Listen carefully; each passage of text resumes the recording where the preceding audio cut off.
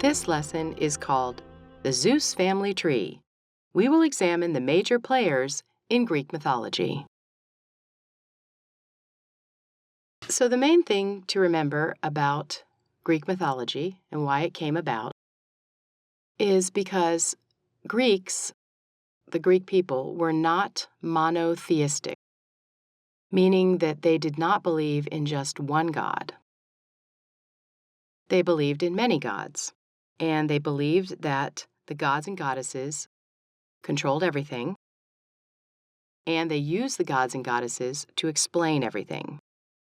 They believed if they built temples to them and had festivals that celebrated them, then their lives would be better.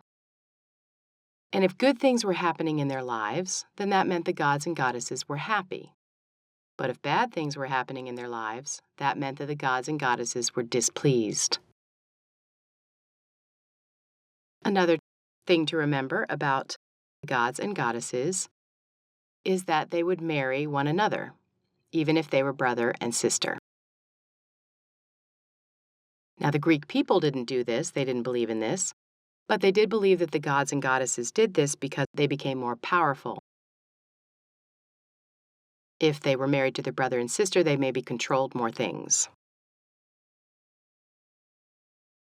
So when talking about Zeus's family tree, you have to start with his father, Cronus. Cronus had 3 sons. His 3 sons were Hades, Poseidon, and Zeus. He also had 3 daughters. The 3 daughters were Hestia, Hera, and Demeter.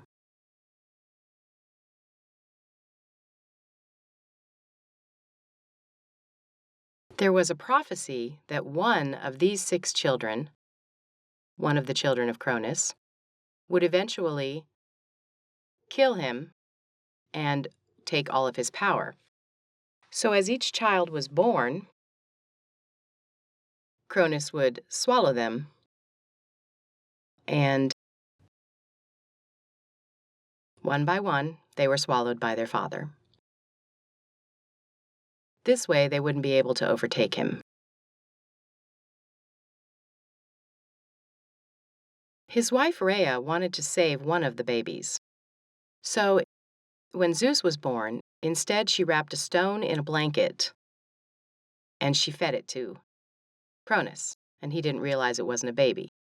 So he swallowed it like the others. Zeus went and was living on the Isle of Crete and growing up on the Isle of Crete.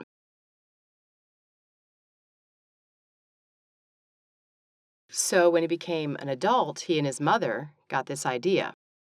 They gave Cronus some nectar, which was poisoned, which caused him to, one by one, throw back up his children, starting with the stone that he thought was Zeus.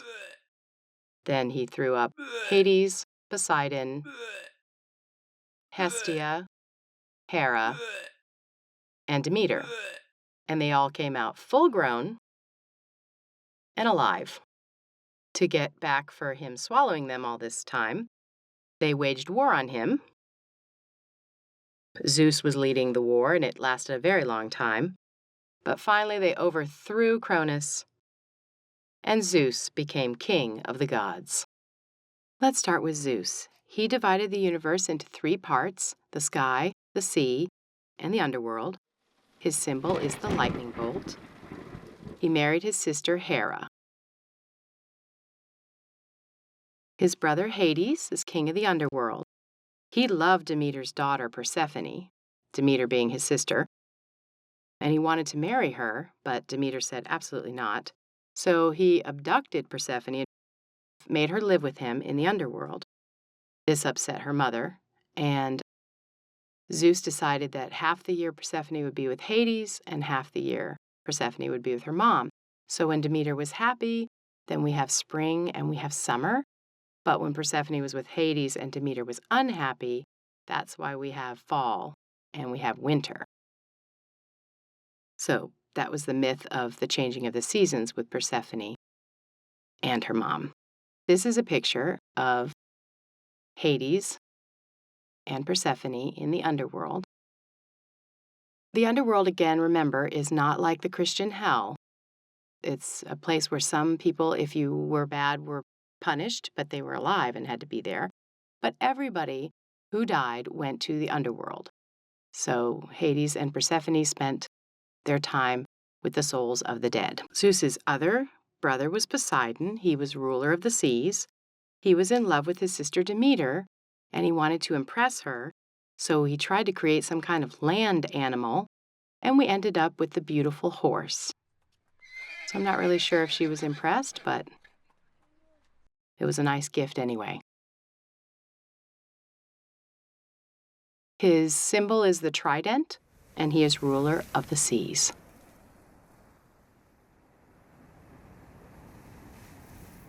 One of Zeus's sisters is Hestia. She has no distinct personality. She doesn't really play a major role in any of the myths. She is goddess of the hearth, which is the fire that everybody has in their home if they have a fireplace, and it's supposed to make you feel comfortable. And in each Greek city, they had an eternal fire for her that kept all the time. His other sister was Hera. She was protector of marriage and of married women. But she was married to her brother Zeus, who often cheated on her and had children with other women. So it was kind of ironic that she was the protector of married women. Demeter we've talked about already. She's goddess of the harvest. She's mother to Persephone. She causes the changes of the seasons. And she was the one that Poseidon was in love with. Now, if she's happy, we have a good harvest, and if she's unhappy, we don't, according to the Greeks. Athena was one of Zeus's daughters, and she actually sprang full-grown and in armor from his forehead. So I guess she didn't have a mom, per se. She's the goddess of battle, and she's the symbol of wisdom and of reason.